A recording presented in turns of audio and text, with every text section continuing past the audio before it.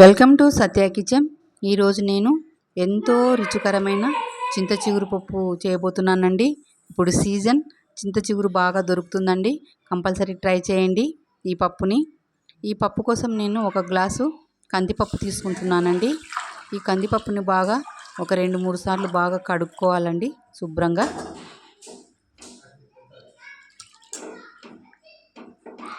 ఇప్పుడు మనము ఒక గ్లాసు మంచినీళ్ళని ఎసురుగా పోసుకుందామండి.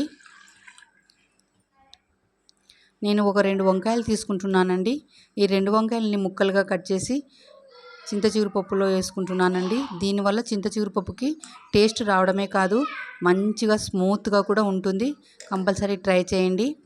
అదేవిధంగా ఒక సగం ఆనియన్ని ముక్కలుగా కట్ చేసి వేసుకున్నానండి. తర్వాత రుచికి తగ్గ కారం వేసుకున్నాను, కొంచెం పసుపు కూడా వేశాను.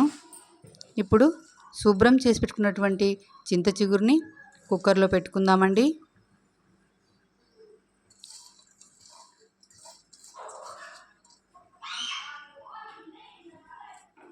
బాగా మిక్స్ చేసుకోవాలండి.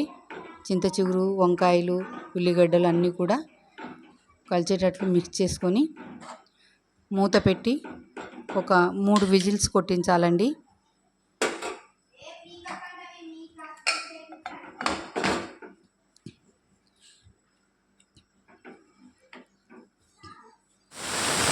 ఆవిరిపోయిందేమో చూద్దామండి.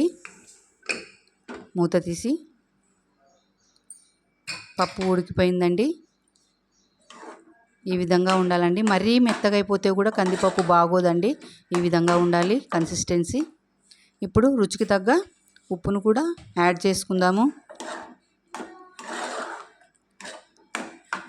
ఈ పప్పు వంకాయలు, ఉల్లిగడ్డలు, చింత చిగురు, కందిపప్పు అన్నీ కూడా స్మాష్ అయితే బాగా మంచి టేస్ట్ వస్తుందండి. నేను పప్పు గుత్తితోని మెత్తగా పప్పుని రేముకుంటున్నానండి. ఇలా ఎనుపుకోవాలి పప్పుని.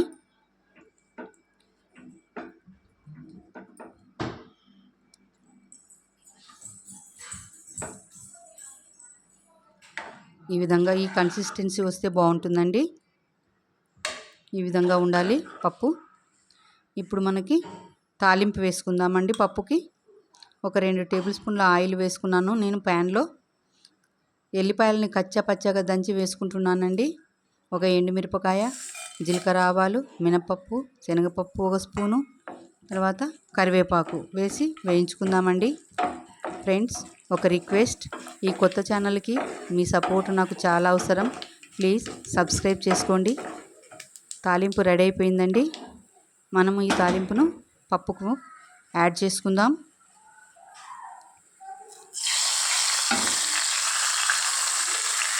ఎంతో రుచికరమైన చింత చిగురు పప్పు రెడీ అయిందండి.